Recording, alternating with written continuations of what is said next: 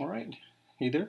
We're going to do a quick video on solving quadratics with square roots. Now there's a whole bunch of ways to solve quadratics, okay, but the ones we're going to focus on, in order to use square roots, we have to either isolate an x squared term, or we have to isolate the term that's being squared. So that might be like an x plus or minus something, like x plus 1, x minus 1.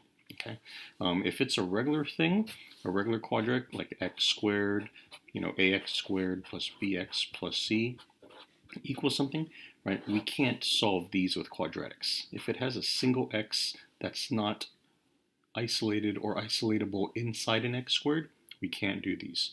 Okay, so solving quadratics using this method, square roots, only works when we can isolate the x in the x squared or an x in the thing that's being squared, the expression being squared. Okay, will not work with this form. Okay, that's what you have other methods for, like completing the square, factoring, or the quadratic formula.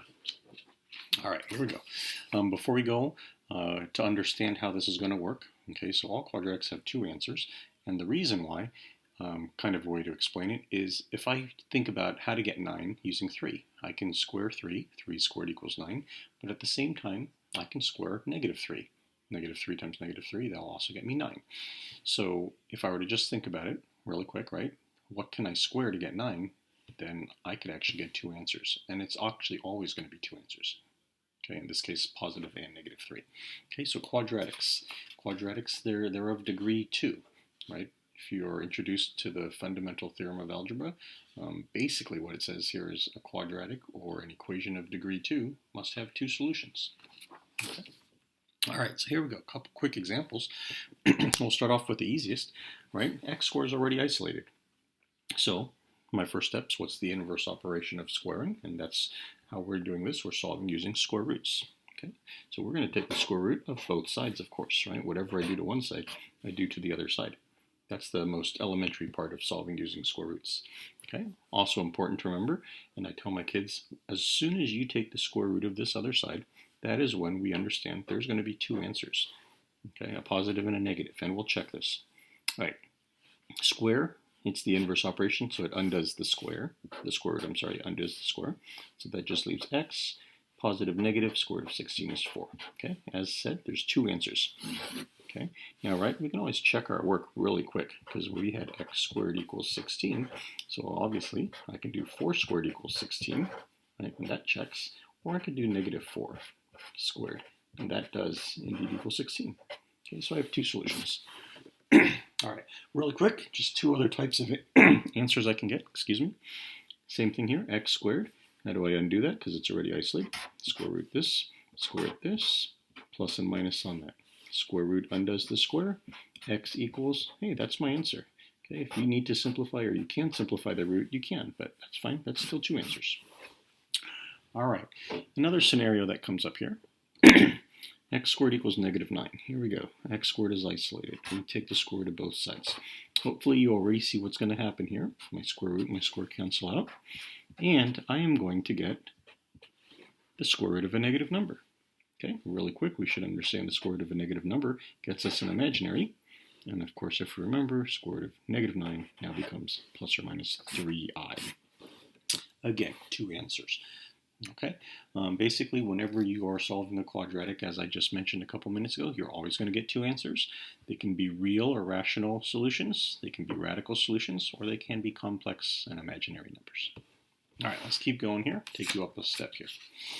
All right, so remember the main thing when we do this here, we got to isolate the x squared term. Okay, so only can do it if I see an x squared in the problem, or if I can see an x plus or minus something, an expression being squared. Okay, so right here, x squared, I can isolate it if I were to just get rid of this. And then same thing down here, 5x squared. I could isolate it if I just want to do that. Okay, so just adding one more step to what we've been doing. All right, so if I'm going to isolate that, I'm going to pretty much cover that up, undo this, right? Add 3 to both sides. All right, that's going to equal 9. And then, of course, what's left? X squared equals 9. All right, just like what we had a minute ago. Okay, take the square root of both sides, square root of both sides. My answer plus or minus 3. Okay. All right, so we can undo adding and subtracting, and then we get the x squared by itself. Just as you can undo adding and subtracting, of course, we can undo multiplying and divide. This one here, 5 times x squared. Again, I want to isolate the x squared, so I got to undo the times 5. Both sides. All right, those are gone. We got x squared. X squared equals 6. And then, same as usual, square root of both sides, plus or minus square root of this side. Okay, we got x equals positive negative root 6. Okay. The square root it's easy. You just got to make sure you know when to do it, and you just don't do it at the wrong time. All right. One last step. Let's throw everything in here, okay? Now remember, the main thing is we want to isolate the x squared or the quadratic term, and I need to make sure that there's no other x's floating around, right? This is my term, and other than that, there's no other x's. So I should easily be able to get rid of and collect like terms on the other side. Okay? So remember when we do these problems, right? You're doing order of operations backwards. I have a negative 2 times, right? Negative 2 times. And then I have a plus. Of course, since we're doing PEMDAS, order of operations backwards, I call it SAD map, right? So you undo the adding and subtracting first. Okay? So, and I'll explain this a different way if that's a little confusing. All right, so first thing, undo the adding and subtracting.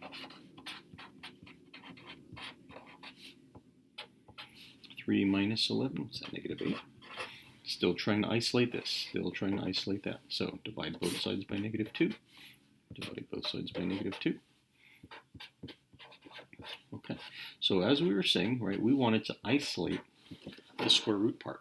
Okay, yes, there's a minus 3 in here, but before I can do what's inside the parentheses, right, parentheses was order of operations first, exponents are second. Now since we're undoing it, we got to undo the exponent first, and then do the parentheses second.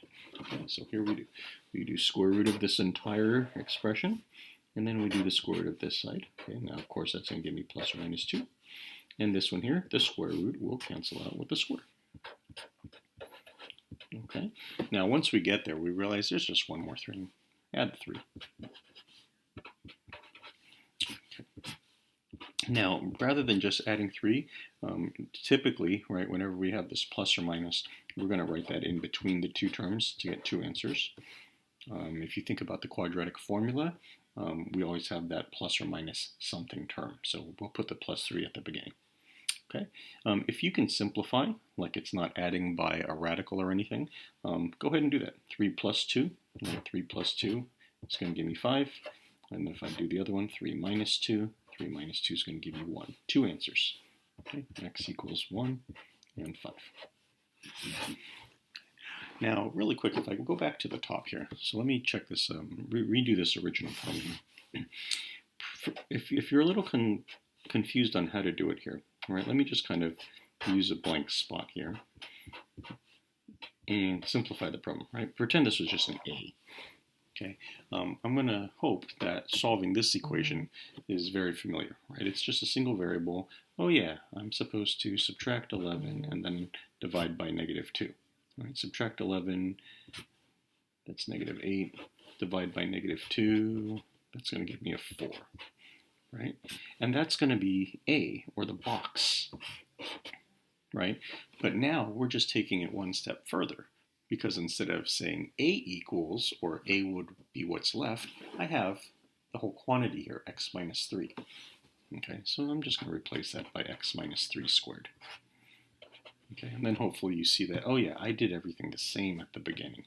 And then now I just take the square root, there's your plus or minus 2, there's your x minus 3, and then of course again add 3 to both sides. Okay.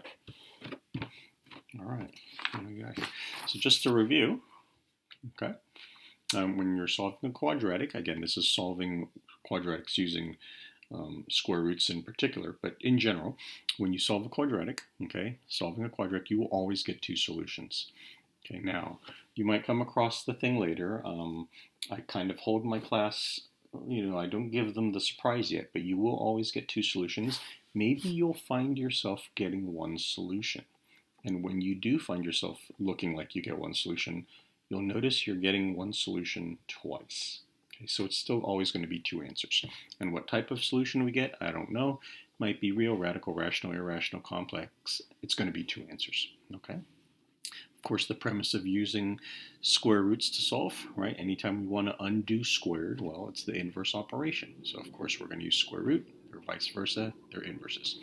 And then last thing to remember when you're doing these, and this is how we get our two solutions, when you take the square root of both sides of an equation, your solution on the other side will become plus or minus. Okay, I hope this was simple enough, and I hope it helps. Good luck, and we'll see you next time.